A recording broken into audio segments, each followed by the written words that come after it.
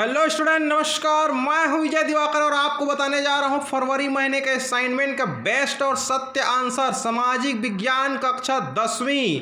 हमारी चैनल के माध्यम से सारे विषयों का असाइनमेंट का उत्तर सबसे पहली बार पूरे छत्तीसगढ़ में आपको बताने जा रहा है। आपकी स्क्रीन पर ये रहा सामाजिक विज्ञान का कक्षा 10वीं फरवरी के असाइनमेंट का बेस्ट आंसर।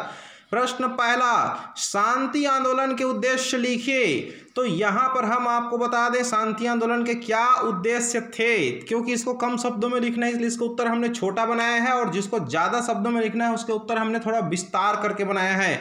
तो ध्यान दीजिए प्यारे बच्चों, शांति आंदोलन का मुख्य उद्देश्य संगठन बनाकर शांति की वकालत करना है, शांति शिविर लगाना है, चुनाव में युद्ध की विरोध करने वाले उम्मीदवारों का समर्थन करना तथा विभिन्न सरकारों की सुरक्षा एवं निशस्त्रीकरण की नीतियों का आलोचनात्मक अध्ययन करना है।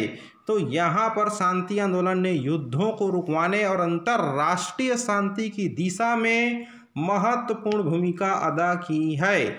इसके बाद बात करते हैं यहाँ पर प्रश्न दूसरा की, तो मास्टर रोल किसे कहते हैं समझाइए। तो इसका उत्तर है यहाँ पर शासन द्वारा मजदूरों के कामकाज और मजदूरी का रिकॉर्ड जिस रजिस्टर में रखा जाता है उसे मास्टर रोल कहते हैं।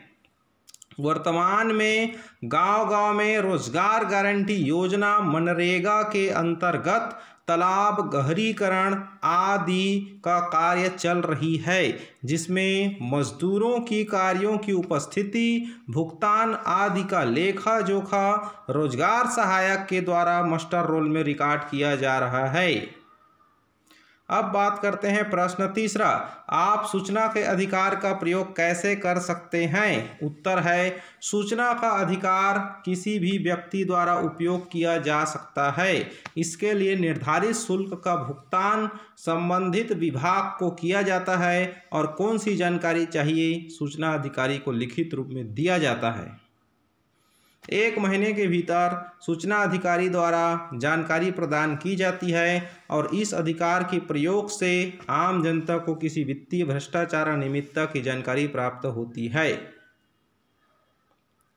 हम आपको बता दें प्यारे बच्चों, सभी विषयों के असाइनमेंट के लिए सब्सक्राइब करें। बोर्ड परीक्षा की तैयारी के लिए आईएमपी सुपर मोस्ट प्रश्नों के लिए सब्सक्राइब करें, ताकि बोर्ड परीक्षा में आने लायक बेस्ट से बेस्ट एक से बढ़कर एक इम्पोर्टेंट क्वेश्चन के वीडियो का नोटिफिकेशन आपके मोबाइल में जा सके। इसके लिए आप हमारे चैनल को सब्सक्राइब करके घंटी का बटन जरूर दबाएं। Best of luck dear student, आपका विजय दिवाकर।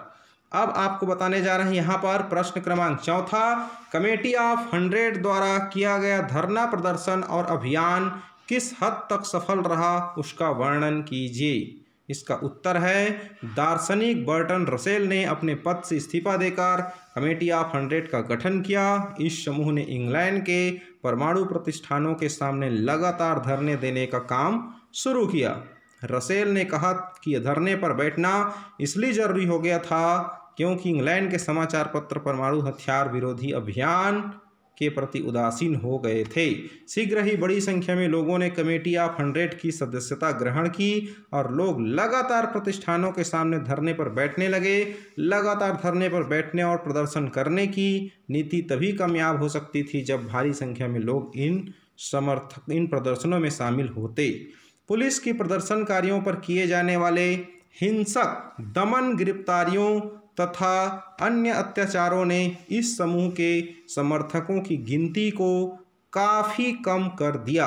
रसेल को 89 वर्ष की आयु में गिरफ्तार कर लिया गया, जिसके चलते यह आंदोलन थोड़ा ठंडा पड़ गया, क्योंकि कमेटी ऑफ 100 के ढांचे का कोई पदानुक्रम नहीं था और न ही इसकी सदस्यता औपचारिक थी। इसलिए बहुत से स्थानीय समूहों ने अपने आप को इस समिति का सदस्य कहना शुरू कर दिया।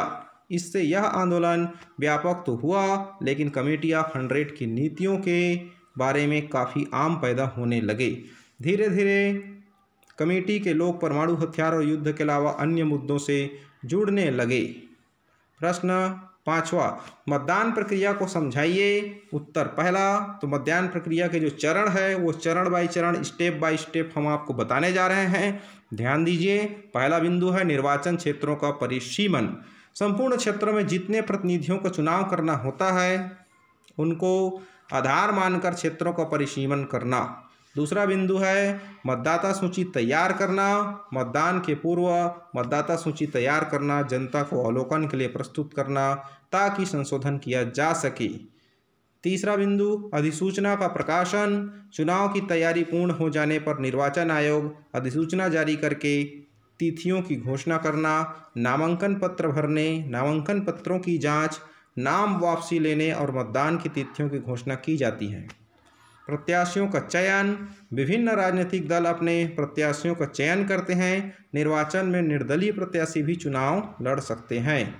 पांचवा, चुनाव चिन्हों का आवंटन। सभी मान्य दलों के चुनाव चिन्ह प्रदान करना ताकि बिना पढ़ा लिखा मतदाता भी संबंधित दल को आसानी से पहचान कर मतदान करता है। चिन्हों आवंटन आयोग करती है।